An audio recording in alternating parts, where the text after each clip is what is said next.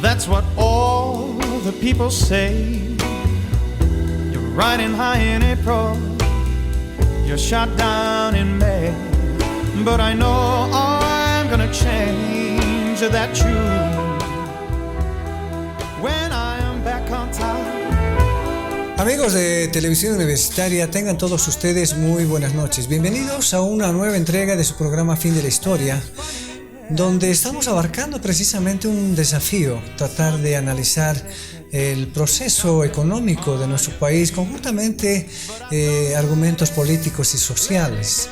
Para esto hemos tratado de delimitar 4 áreas de estudio, fundamentalmente dilucidar lo que hoy en día, no solamente en Bolivia, sino en toda Latinoamérica, se está hablando de estos estados fallidos o el estado fallido. ¿Seremos un estado fallido en Bolivia? Desde el nacimiento precisamente de la República en 1825, se crea la República de Bolivia con esa visión precisamente de marcar una independencia de la colonia fundamentalmente y una consolidación económica. Pero prácticamente luego de un siglo recién se va a constituir un Estado republicano, un Estado que va a ser consolidado como un capitalismo de Estado en la Revolución de 1952. Y Bolivia nace como una república muy débil frente a los imperios norteamericanos y al imperio inglés y europeo. Entonces, esto ha marcado de alguna manera una fuerte tradición en nuestro país de ser un país primario exportador extractivista que durante casi estos 2 siglos, que apenas faltan 2 años, no han aflojado, no hemos podido liberarnos ni hemos podido ser un país industrializado. Hoy en día, más que todo, vivimos una suerte de caos del Estado, un caos de crisis de valores, crisis de la democracia, crisis de los entes estatales. Esta noche tengo el grato placer de estar con 2 intelectuales, 2 economistas, 2 profesores de economía, que a su vez han jugado muy importantemente en la historia contemporánea del país. Estoy hablando del doctor Horst Greve López, que ha sido docente universitario, ha sido autoridad nacional y es uno de los más importantes economistas de Bolivia. Horst, muchas gracias por aceptar la invitación. Muchísimas gracias, Sandro. Muy honrado de estar en este programa y acompañado de Rolando. Bien, y también está con nosotros el doctor Rolando Morales Anaya. Él también es economista, ha jugado un papel muy importante como docente en la Universidad Mayor de San Andrés. Ahora es un economista muy, muy destacado. Ha tenido varias publicaciones que en el corte estaremos hablando. Les he pedido que nos puedan proporcionar, nos traigan algo para poder un poco matizar el debate. Pues bien, muchísimas gracias, Rolando, por aceptar la invitación. Gracias, Sandro. Un gusto estar aquí compartiendo contigo y con Horst. Voy a partir por ti, Rolando, para hablar un poco desde el nacimiento de la República, el Estado oligárquico, un Estado que, lo decía en la introducción, nace precisamente como un Estado independiente. Bolívar había dicho hay que liberar a los indios del pongueaje, de esa tradición señorial que nos había dejado la colonia, pero en definitiva hemos pasado de una mano a otra, es decir, una visión estatal patrimonial, una visión oligárquica y una visión fundamentalmente rentista, ¿no? Es decir, que el Estado vivía de la renta de los indios. Así es. Yo creo, Sandro, que para entender lo que ha pasado en Bolivia hay que referirse también al periodo precolombino, es decir, antes de la llegada de los españoles. Porque a pesar de todo lo que podamos pensar hoy en día, siguen manteniéndose muchas formas de pensar, sentir, hacer, etcétera, que datan de siglos, ¿no es cierto?, desde antes de la llegada de los españoles. Unas breves palabras sobre ese periodo, si tú me permites. Claro, es decir, ¿cuáles son las características básicas de lo que llamamos la sociedad precolombina. Para comenzar, no era como mucha gente se imagina un imperio, ¿no? La gente habla del imperio incaico, de Tiwanaku, etc. Bolivia siempre ha sido un mosaico de pueblos diferentes y culturas diferentes.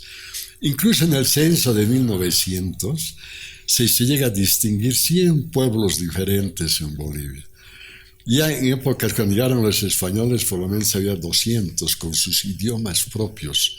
Y además con algo muy característico, muy dispersa la población en todo el territorio andino, terriblemente dispersa.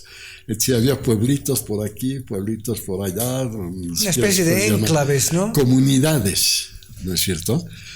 Y la pertenencia que se puede decir al dominio tiwanacota o al imperio incaico era sumamente débil, ¿no? Es bien interesante eso, cómo se lograba, diríamos, cómo tanto los tiwanacotas como los incas lograban la adhesión de las pequeñas comunidades negociando.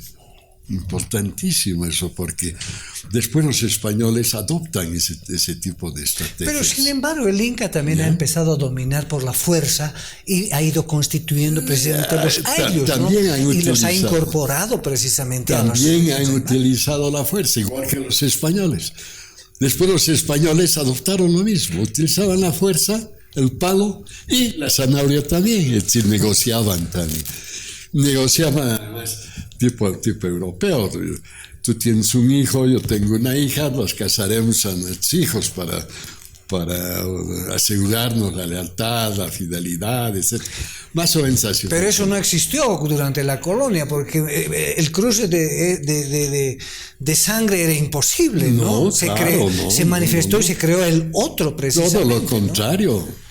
Eran puras... Para comenzar, la hermana de los últimos incas, la Inés Guayas, se casó pues con Pizarro. ¿No es claro. Cierto?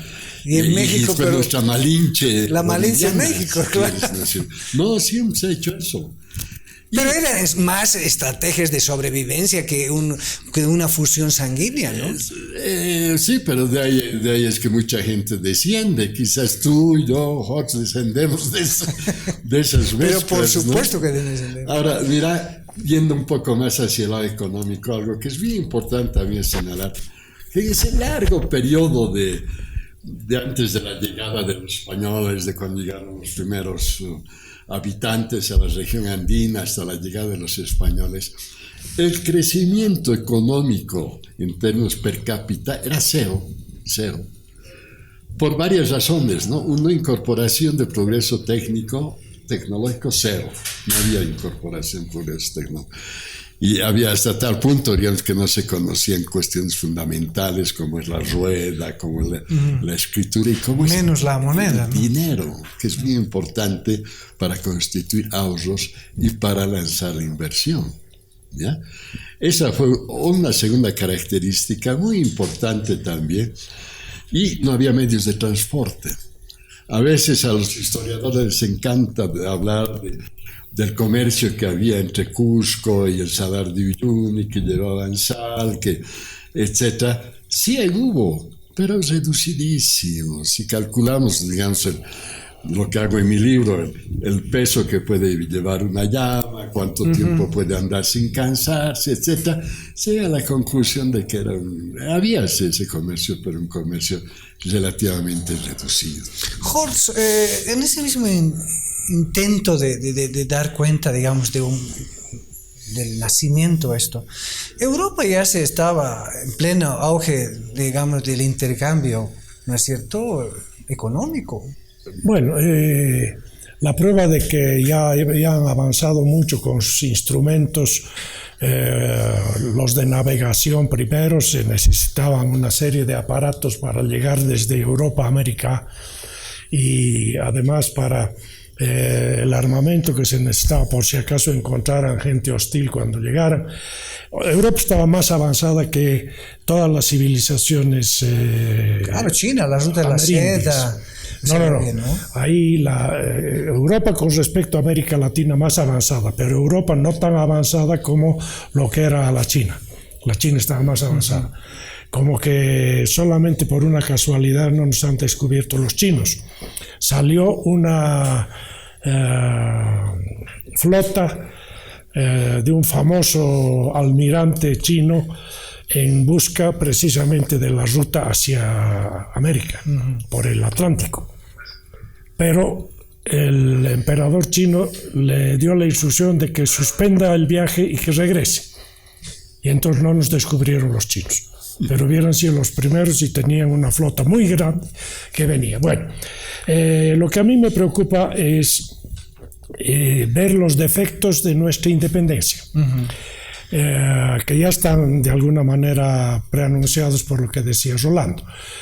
El primer fallo de la gesta independentista en 1825 con la Constitución de Bolivia es la disputa que había quién debía dar el visto bueno para la existencia de un Estado independiente en lo que era el Alto Perú.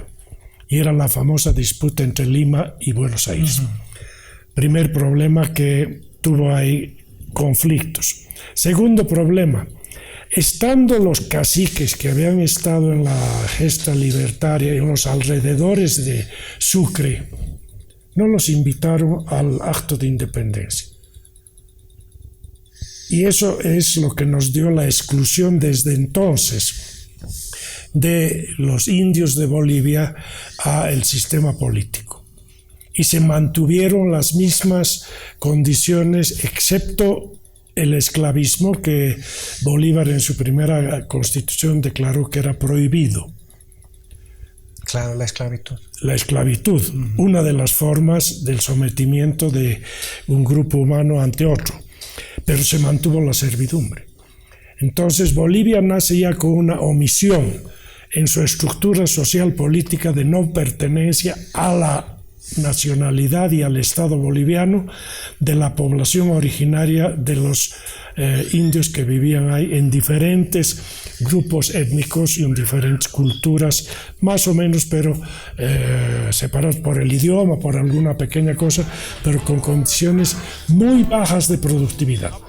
Por eso estamos hablando de una formación social tributaria fundamentalmente. Bueno, y eso duró durante todo el siglo XIX prácticamente, de tal manera que el principal ingreso del Estado era el tributo indígena, el tributo indigenal que le llamaban, ¿no?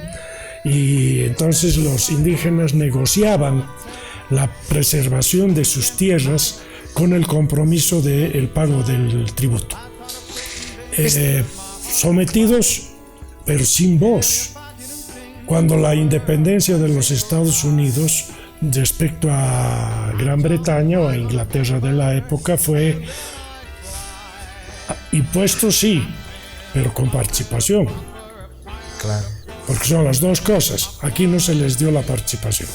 Se les cobraba impuesto, pero no tenían voz, no tenían derecho a opinar sobre la magnitud del impuesto, etcétera, etcétera, etcétera. Entonces hay un vacío en nuestro nacimiento. Es la no inclusión de todos los habitantes del territorio. Estamos conversando con Horst Grebe y Rolando Morales. Precisamente estamos hablando de ese parto fallido del pueblo boliviano.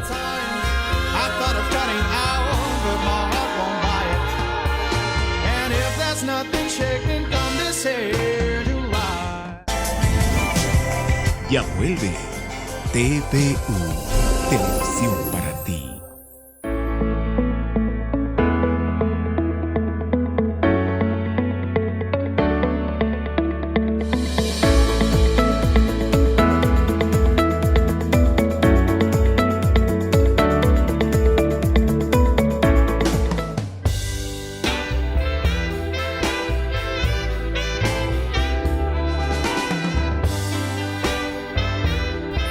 Muchas gracias, esto es El Fin de la Historia y estamos conversando con Rolando Morales Anaya y Horst Grebe López. Rolando, en esta parte muy importante es el tema de la exclusión de los indígenas, el marginamiento, esa tradición española que los varones de La Plata o los oligarcas de La Plata mantuvieron hasta el decaimiento, porque de alguna manera había un comercio muy importante en La Plata. Es decir, los varones de las haciendas los tenían los indígenas únicamente para sustento alimenticio y para pagar tributo. Así es, efectivamente. Pero mira, hablando de la tributación, lo que estaba señalando el rato Horst, es interesante señalar de que ese sistema de tributación, el tributo indígena, era un invento anterior a los españoles. Es decir, en todas esas comunidades que señalaba anteriormente, tenían que pagar un impuesto al Inca, ¿ya? Bajo la forma de la mitad o en especies, igualito que después hicieron los españoles. Idéntico. Una característica muy importante que viene de estas épocas, que vale la pena señalarla, es lo que llamamos el síndrome de Procusto. ¿Tú sabes qué es eso? No. Es cuando a una sociedad no le gusta que alguien se destaque, que sea mejor que los demás, ¿no? Ese es un problema endémico en Bolivia. Y en Bolivia es muy interesante señalar, porque esto tiene que ver con la economía, etcétera, que por ejemplo en la historia nunca vas a encontrar un texto que te diga había juegos de fútbol, de lo que sea, de pelota, de lucha libre, de lo que sea, no hay. Porque la competencia en ese sentido, es decir, si hay un juego tiene que haber un ganador, y era muy mal visto que haya un ganador. Y eso tiene sus repercusiones hasta hoy en día, ¿no? Por ejemplo, a los chicos, a los mejores alumnos de los colegios les hacen el bullying, los fastidia, ¿no es cierto? Todo el colegio. Entonces, eso desincentiva el emprendurismo, la inversión, etc. La competencia. Y es una de las características que sigue hasta ahora. Ahora, hablando rápidamente sobre el tema de la colonia, obviamente han imitado simplemente lo que ya había, ¿no? Es decir, la explotación de los demás, ¿ya? Pero han introducido algunas cuestiones buenas y otras terriblemente malas. Las buenas son los inventos, ¿no es cierto? La rueda, el dinero, la brújula, las máquinas, las poleas, este tipo de cosas que no se conocían antes, ¿no? Ha habido un salto cualitativo a nivel científico, técnico. Y lo de malo, que seguimos arrastrando hasta ahora, ha sido el extractivismo. Son ellos los que han implantado el modelo extractivista que sigue hasta ahora, ¿no es cierto? Pero había otras cuestiones también que no se hablan. La corrupción viene de esas épocas. Los españoles que estaban por aquí le engañaban a su rey. En vez de mandarle el diezmo, le mandaban la mitad o menos de la mitad. El contrabando, ¿no? Porque los españoles impusieron un sistema de control del comercio exterior. Los mismos españoles eran los que fomentaban el contrabando. Entonces, contrabando, corrupción, etcétera, que son males endémicos hasta ahora, vienen desde esa época. Horst, ahora, haciendo un salto grande, porque esto abarca grandemente el siglo XIX, casi entrados a los años 20, y Bolivia no se va a poder constituir como un estado capitalista, es decir... Bueno, no había capitalismo, obviamente, pero sí había un desarrollo del trabajo asalariado, manufacturero, que también hubo en la época de la colonia. Porque uno ve lo que era Potosí, por ejemplo, en términos productivos. Era al mismo nivel que España. Claro. Y porque no se traían todos los objetos desde España para el consumo de las élites potosinas. Se los fabricaba ahí. Y el desarrollo artesanal manufacturero en esa época era muy idéntico al que había en la metrópoli. Ese es el problema, que cuando viene la independencia hay un largo periodo oscuro, porque sencillamente desaparecen todas estas cosas y son paulatinamente sustituidas por el tránsito que ocurre del capitalismo manufacturero al capitalismo industrial. Bolivia no hizo la revolución industrial ni la adoptó como lo hicieron otros países en la secuencia desde Inglaterra, Europa, Estados Unidos. Claro, ¿no? porque el modo de producción era cíclico, ¿no es cierto? Por estaciones donde se cosechaba y se entregaba. Y cuando se implanta precisamente el modo de producción industrial, cambia el tiempo, ¿no? Se crea el tiempo. Claro, y por eso es que ahora se vuelve a hablar de mirar al pasado para ver el futuro. Seguimos bajo esa lógica. Hay una lógica temporal, ciertamente, ¿no? Pero yo diría que hay que diferenciar en el caso boliviano particularmente su diferencia con el resto de América Latina, América del Sur. No hicimos todo lo que hicieron los otros países. Pero precisamente por nuestra por mediterraneidad. tener una población indígena, pero ese es el gran pecado, porque los otros países han tenido que eliminar a los indígenas. Bueno, es un mal procedimiento el que hicieron básicamente en la Argentina, la conquista del desierto. La limpieza étnica, ¿no? Bueno, pero eso no ocurrió en Bolivia y qué bien que no lo haya hecho, porque nos ha dejado la tarea pendiente de la inclusión y la democratización, que es un avance. Pero hubiera sido terrible que se produjeran matanzas como han ocurrido en otras partes, genocidas, ¿no? Lo que pasó es que para preservar como servidumbre a la población indígena del país se trajo esclavos, pero que no duraron. En la casa de la moneda de Potosí todavía se ve en los lugares donde estaban los esclavos, en condiciones de esclavitud, ¿no? Pero no aguantaron. El clima no era favorable y por eso queda un pequeño enclave de población negra en Yungas. Pero originalmente no los trajeron para la producción de la coca en Yungas, sino para trabajar en la Casa de la Moneda en Potosí. Vamos a hacer un salto, Rolando, muy grande, por supuesto, y trataremos de entrar precisamente a la construcción de ese Estado capitalista que tiene que pasar antecedentes precisamente la creación de la Federación Sindical de Trabajadores Mineros, la Guerra del Chaco, el socialismo militar, que de alguna manera la visión que se tenía de los varones de La Plata cambia a través de la guerra federal, ¿no es cierto? Y ahí es donde se estaciona, digamos, la nueva oligarquía del estaño.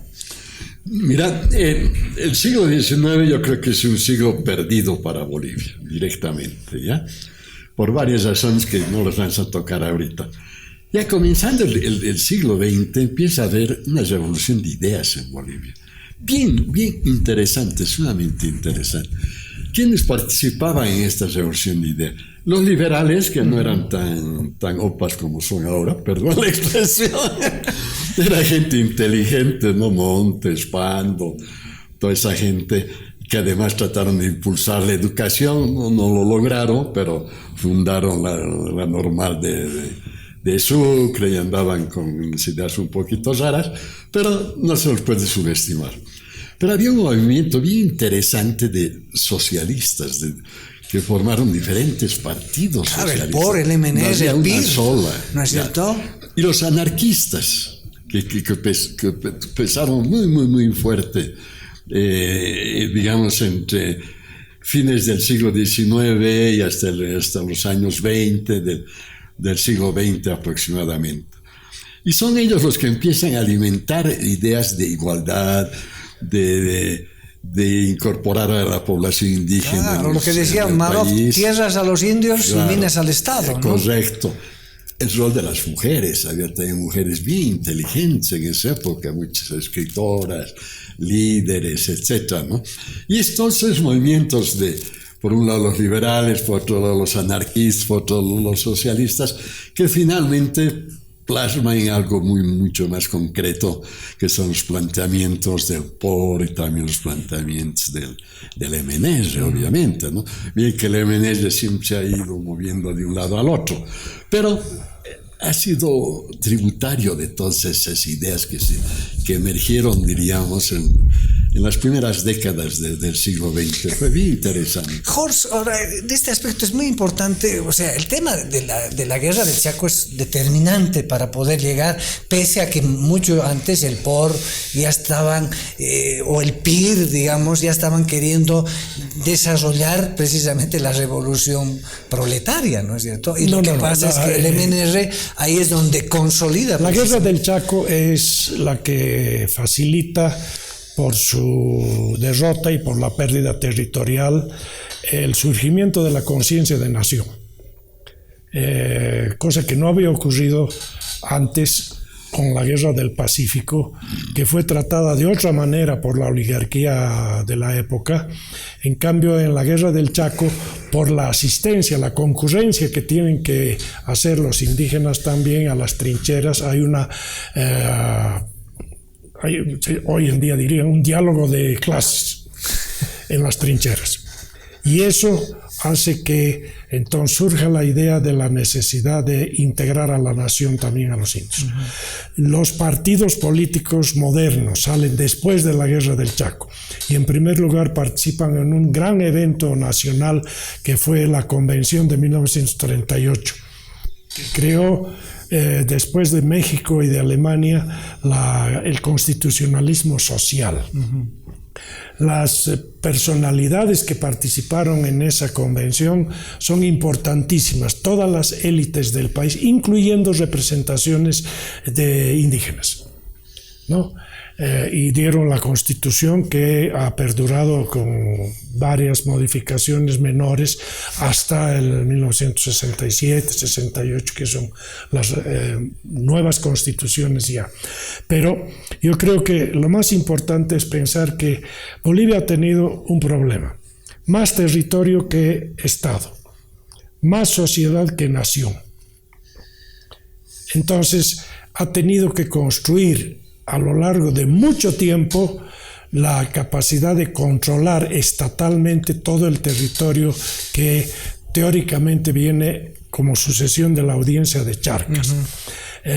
Por eso la idea esa que dicen nos han robado nuestros vecinos, todos han dado un mordisco grande en nuestro territorio, es que no lo podíamos administrar. Estaba lejos, era una cantidad de tierra que no pudimos administrar por la escasa población que teníamos en relación al territorio. Entonces, obviamente los vecinos avanzaron ahí. Y el segundo aspecto es que no logramos incorporar a la deliberación de la convivencia mediante leyes y normas a la masa indígena, que recién se incorpora con la reforma agraria. Incluso con las leyes de Santa Cruz, ¿no es cierto? Con los códigos que de alguna manera es la génesis, ¿no es cierto? Bueno, ahora ahí viene el tema de si éramos pobrecitos e inválidos en los comienzos del siglo XIX. No, éramos una potencia. La prueba de eso es que Chile tenía una preocupación enorme por el poder que había adquirido Santa Cruz y que unido con el Perú era una amenaza para Chile. Por eso en el Perú Portales, en Chile Portales decide que lo principal era liberarse de Santa Cruz. Y Chile conspira permanentemente hasta que logran el derrocamiento de Santa Cruz, y recién se consolida la independencia de Bolivia en la batalla de Ingavi, 1841. Claro. Por lo tanto, en Bolivia todo dura mucho más tiempo, es más largo el proceso que en los países vecinos. Ahora, retornando, Rolando, y en tu libro tú lo mencionas, esa visión, digamos, de recuperar, de construir un Estado, nación en este caso, se va a dar precisamente a partir de lo que mencionaba Jorge, del desarrollo de la conciencia nacional y precisamente de la asunción en este caso de una conciencia de un país y bifurcar precisamente Estado y nación. Mira, lo que dices es sumamente importante, ¿no? Pero yo creo que Bolivia sigue siendo un país en construcción. No es un país fallido, sino un país en construcción. Difícil de construirlo. Por las razones siguientes. Había como te decía, históricamente teníamos y seguimos teniendo un montón de pueblos diferentes, con problemas de comunicación. Cuando hablamos de que había un pueblito por aquí, otro pueblito por allá, cientos de kilómetros. Una especie de archipiélago, ¿no? No podían pues comunicarse, entonces ¿cómo se iba a lograr consensos para formar una nación? Era imposible. Ahora, increíblemente, con estas cuestiones de los celulares, se está venciendo ese tema. Porque los celulares, básicamente por todo Bolivia, la comunicación es muchísimo más fluida. Hay otra cuestión que tiene que ver con la parte económica de que estábamos hablando hace rato. ¿Por qué no nos hemos industrializado? Imagínate, la lógica económica era extremadamente simple. Tú enviabas minerales al otro lado del mar y transporte no podía venir vacío, salía muy caro. Entonces traían telas, traían chocolates, traían vinos, etcétera, de Inglaterra, de Francia, a precios, está también en mi libro. Las telas en Bolivia, las telas inglesas, costaban menos que las telas en Inglaterra. ¿Por qué? Porque simplemente era una forma de aprovecharse de un transporte que si no iba a venir vacío. Y hoy día estamos pasando una cosa similar con la ropa que viene de los Estados Unidos, la ropa usada, ¿no? O sea, los residuos nos llegan y seguramente de Inglaterra nos llegaban los cortes ingleses. Buenas telas, ¿no? Llegaban. Otro problema para el desarrollo de Bolivia ha sido el descubrimiento de la plata, porque la plata era muy apetecida como circulante en esa época en Europa. Metálico, ¿no? Entonces, cuando se descubre la riqueza del Cerro de Potosí, tenemos los primeros momentos en los cuales se instala el extractivismo, que quiere decir lo siguiente: la riqueza no se crea, la riqueza se extrae, se saca de la naturaleza. Y por lo tanto, no hay la idea esta de construir mecanismos a través de los cuales se cree riqueza, se aumente la productividad, se amplíe la capacidad productiva, sino todo depende de la riqueza de la beta que estamos explotando. Cuando se pasa a la agricultura, se tiene la misma idea.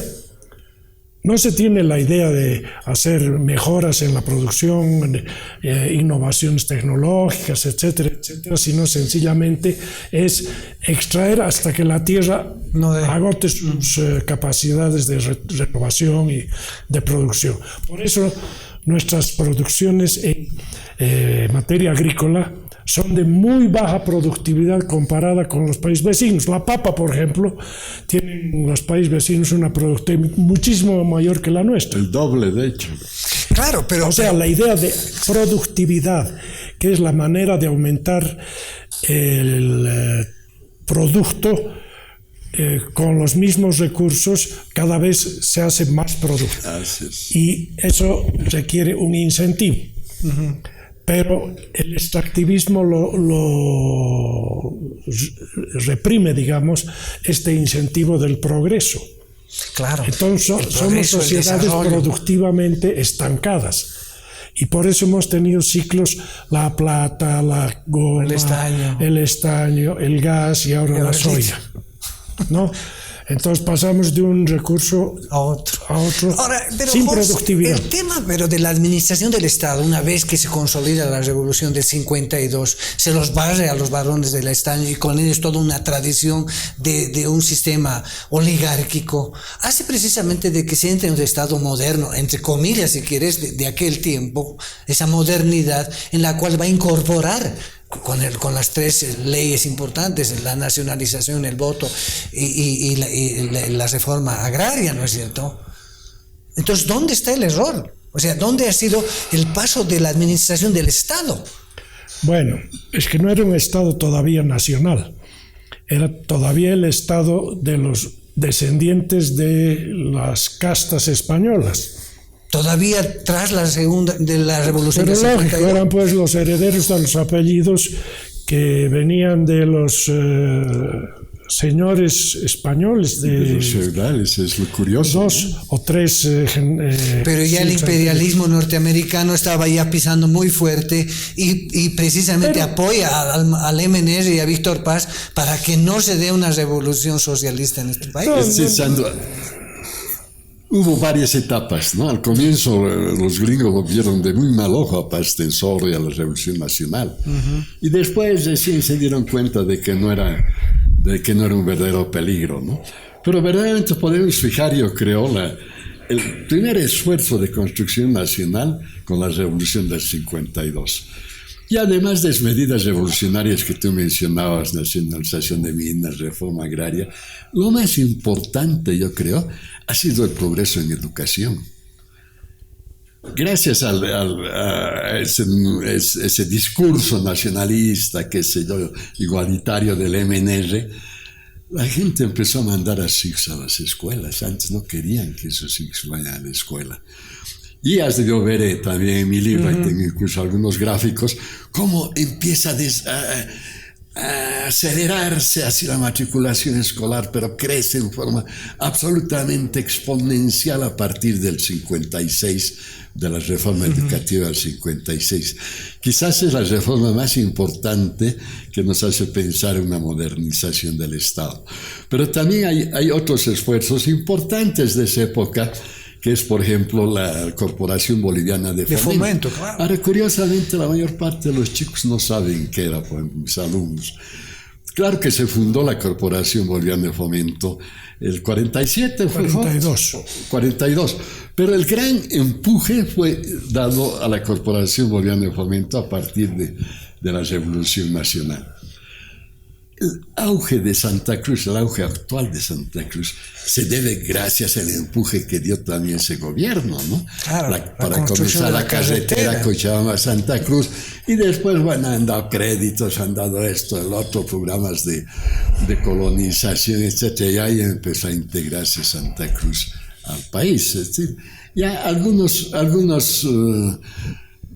signos de modernización se dieron a partir del 52. Ahora, el gran error, digamos, del MNR es igual quererse atornillar y quedarse en el gobierno, y con la administración de Hernán Siles Suazo se llega ya pues una crisis económica, se empieza a pedir plata exterior, el plan EDER, el plan triangular, y empieza otra vez a decaer un Estado fuerte, ¿no? La tentación de preservar el poder personalmente es universal.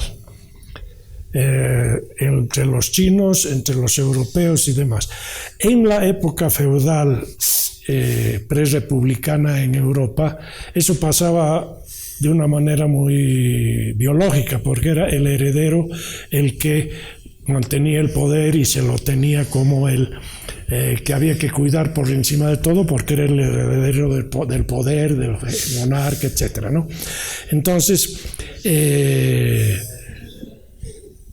lo que falló en la Revolución del 52 fue no construir una sucesión institucionalizada, de tal manera que ocurriera esto mediante un proceso en el cual se sumaran cada vez más gente renovada, etcétera, como lo hicieron en México, que era la monarquía sexenal. 6 años cada presidente sin reelección. Y durante esos 6 años el presidente era un monarca. Y con políticas de Estado, ¿no? Claro, y con construcción de una administración pública profesional, donde el cambio en las estructuras burocráticas del Estado es muy pequeño con respecto a cada cambio electoral. Pero hay que ser sinceros también acá. O sea, el Fondo Monetario Internacional, el Banco Mundial, tras la Segunda Guerra Mundial, imponen nomás pues sus políticas económicas. Bueno, cuando uno acudía a lo de ellos, porque uno acudía por necesidad. Te morías de hambre si no acudías. Y ahí venía lo que se llaman las condicionalidades, ¿ya? Que difícilmente podían ser negociadas de una manera completa, pues sencillamente esto obedecía a la ideología con la cual habían sido creados estos organismos, que son creados después de la Segunda Guerra Mundial, cuando habían derrotado los Estados Unidos e Inglaterra. a la principal amenaza que había para su poderío en el mundo, que era el nazismo. Claro. Y el nazismo fue derrotado en realidad por el comunismo. Es Stalin. Claro. Con el frío Es el que ganó la guerra. Stalin liquida definitivamente al fascismo en Alemania. Ahora, Rolando, por eso que quería hablar, ¿qué es lo que sucede, no? Estamos creando un Estado-nación, estamos llevando adelante reformas importantes, pero ahí es donde decae la economía boliviana. Tenemos que apelar a los organismos internacionales y vienen las recomendaciones que desde ese momento las conocemos hasta el día de hoy. Bueno, pero hay formas de apelar y formas, ¿no es cierto? Lo que había antiguamente a mí me escandalizaba enormemente. Yo trabajaba algún tiempo en el Banco Central y de ahí podía ver un poco de cerca algunas cuestiones. Como, por ejemplo, los ministros de finanzas de otras épocas eran sugeridos por la gente del FMI. El mismo Jaime Paz ha confesado, ha dicho que ellos ponían los ministros de Economía. Participaba en las reuniones de gabinete un representante del FMI, un judío, no sé si... Kraus. Y no, pues eso ya no. Actualmente, bueno, no es para defender, obviamente, además alguna gente piensa que yo soy machista, no lo soy para nada. Pero la verdad de las cosas es que cuando subió el Evo, lo sacó a la delegación del FMI del Banco Central y ahora no sé dónde andan. Creo que por Sopocacha. Y una vez me encuentro con el representante y le digo, ¿y tú qué haces ahora? Le digo, ¿sabes nada? Juego golf. Porque nadie me da bola, me dice. Me parece eso una buena actitud nacional y eso está cambiando. Quizás no es gracias al más, sino a la evolución de la humanidad también, ¿no? Porque muchos nos hemos hecho aplastar. Claro, pero eso lo habían demostrado el socialismo militar, no es con tanto. Toro, con Bush, precisamente coartarles a los varones del estaño, ¿no es cierto? Tampoco. Bueno, fue una pelea muy complicada que acabó con Bush porque Bush impuso algo que debería haberse aplicado ahora, que era la entrega obligatoria del 100% de las divisas mineras al Estado. Porque Salamanca todavía trató de llevar poco a poco, pero las necesidades eran de tal magnitud que tuvieron que decir toda la divisa de la minería va al Estado. Ese decreto nunca se cumplió. Sí. No pudo cumplirse porque lo mataron a Bush, ¿no? Estamos conversando con Jorge Greve López y él nos ha traído su libro titulado Un siglo de economía en Bolivia, tópicos de historia económica. Bueno, fascinante. Un libro publicado por la Conrad Adenauer. Así es, pero es una colección de ensayos de intelectuales y economistas bolivianos que tiene como 40 artículos, uno de los cuales es mío. Qué maravilla, además es un libro amenazante, yo le llamo. Pero te tomo más, son 2 tomos. Imagínate. Son 2 tomos. Y también Rolando Morales Anaya trajo El atraso de Bolivia, un texto pero fantástico que he tenido el placer de leerlo, cuando y por qué Bolivia se atrasó en su desarrollo, con datos estadísticos, con relacionamiento histórico, pero es una delicia para leer. Rolando, me permite preguntarte, el tema del Estado neoliberal también ha sido un elemento, una experiencia en nuestro país que ha sido truncada, no llamemos truncada, ha sido un fracaso. Efectivamente ha sido un fracaso y hemos perdido muchísimo dinero, ¿no? Imagínate qué pasó con Yoiz, por ejemplo, todo el agua, ¿no? Ferrocarriles al agua. El tema de la minería estatal, Comibol, ahora la minería es un estado que no pertenece a nadie, digamos, ni a Bolivia siquiera, ¿no? Se han cometido barbaridades, ¿no? Bueno, ya pasó el tiempo, pero si me permites, Santo, sí. Mira, 2 cositas que quisiera decir muy rápidamente. Uno, económicamente, en los últimos 50, 60 años, no nos ha ido demasiado bien, ¿no? Es decir, que seguimos la brecha económica entre Bolivia y otros países de América Latina se sigue agrandando, no nos estamos acercando a nivel económico de otros países. Seguimos juntamente con Honduras, con Nicaragua y Haití en la cola, digamos, de los ingresos per cápita. Pero allá donde hemos hecho muchísimos progresos y nos estamos acercando a los indicadores de otros países, acercándote, digo, todavía no los hemos logrado alcanzar, ¿no? Son, por ejemplo, tasas de alfabetización. Nos estamos acercando al promedio latinoamericano. Esperanza de vida está muy bien. Tenemos en Bolivia esperanza de vida de 74 años, que está súper bien en comparaciones internacionales. Temas de mortalidad materna cada vez que va disminuyendo. Temas de años de escolaridad, eso va aumentando en hombres y en mujeres. Porcentaje de bolivianos que alcanzan a tener un título universitario está mejor que en otros países de América Latina. Y así, dentro del campo social, en los últimos 50, 60 años, hemos hecho muchísimos avances, muchísimos. Pero en la parte económica no. Y eso es un motivo de investigación. ¿Cómo es posible que en lo social hayamos avanzado y en lo económico no tanto? Pero obviamente si vamos a tener cada vez más gente más educada, gente en mejor estado de salud, muchas enfermedades se han desaparecido de Bolivia, ¿no? Como Chagas, pues básicamente ya no hay, malarias, leishmaniasis, eso ha reducido a lo mínimo, ¿no? Desnutrición también hemos hecho grandes progresos, ¿ya? Con todos esos progresos se supone que también podamos mejorar, diríamos, la situación económica, pero hay grandes desafíos, ¿no? Este tema del extractivismo no nos podemos deshacer fácilmente. No es cuestión de decir, yo ahora, Rolando Morales, digo, ya no haya más minas. Imposible, pues eso es imposible económicamente, humanamente, socialmente, etcétera, ¿no? Y esa es una lacra. Jorge, pensamos al Estado plurinacional, se crea una nueva constitución política, nuevamente se toman las riendas del Estado.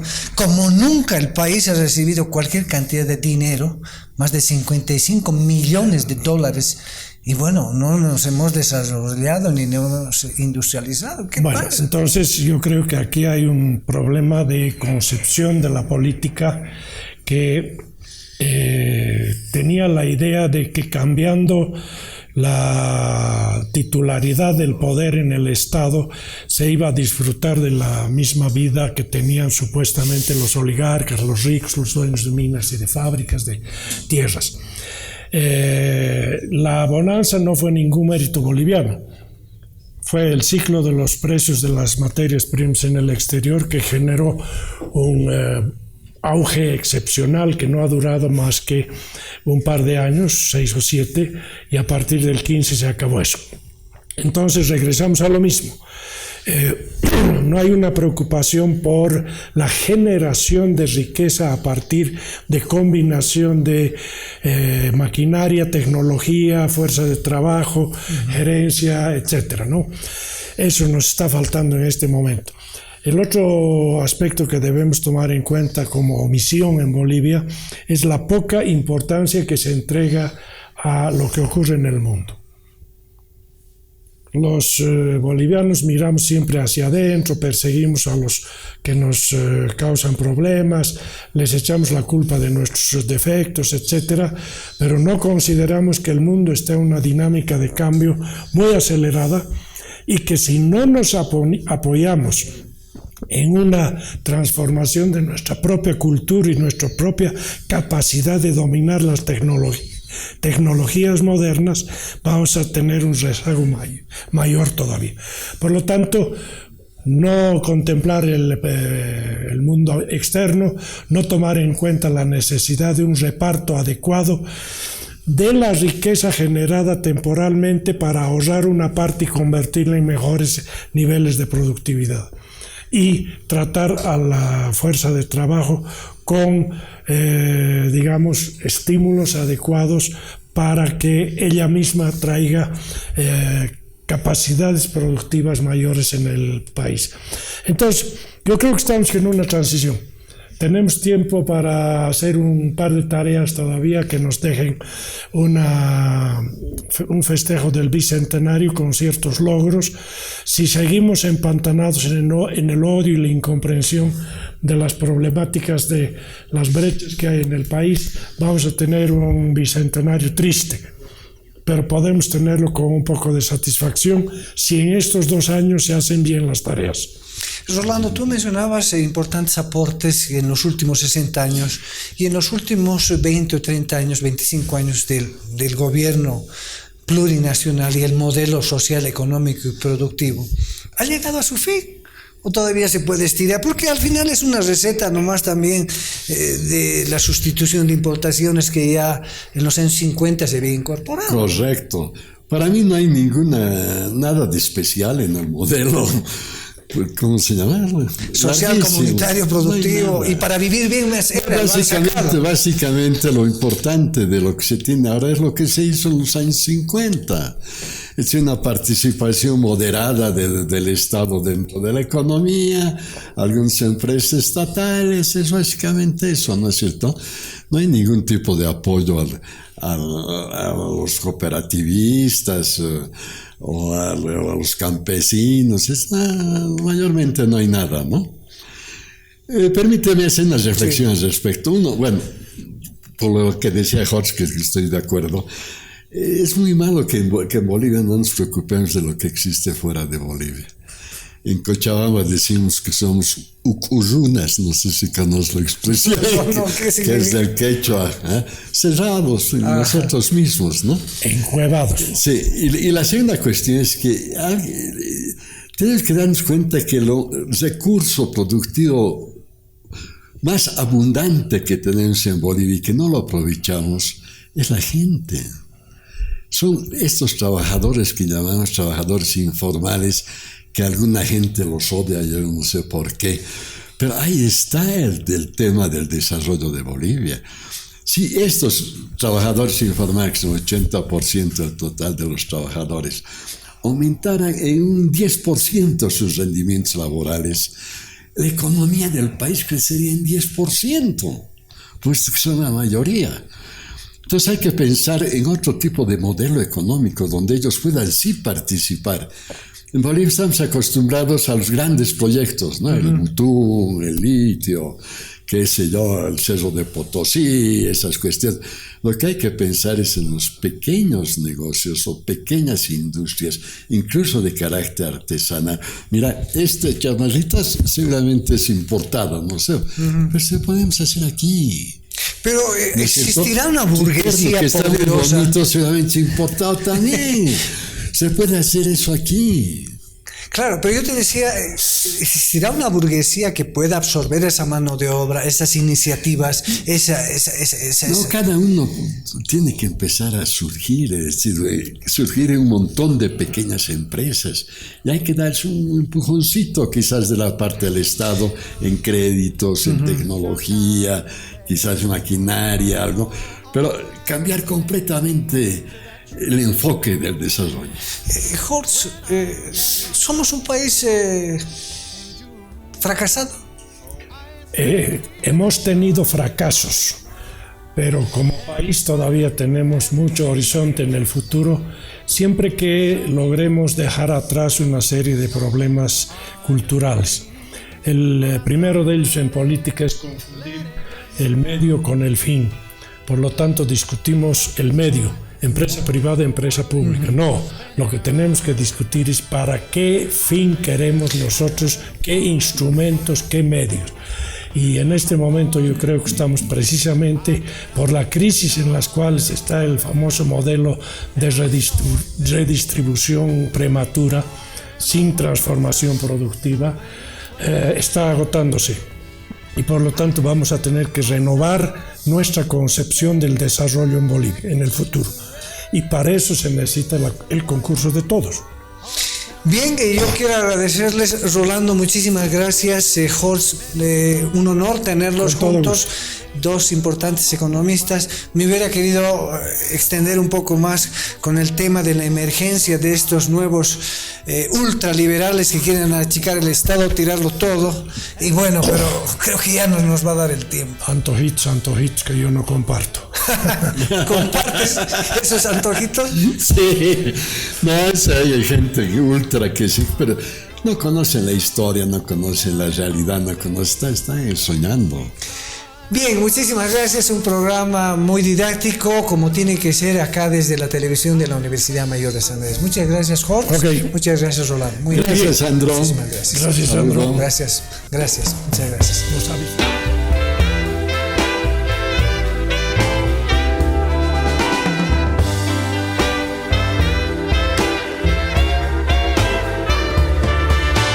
That's a life. That's what all the people say. You're riding high in April. You're shot down in May.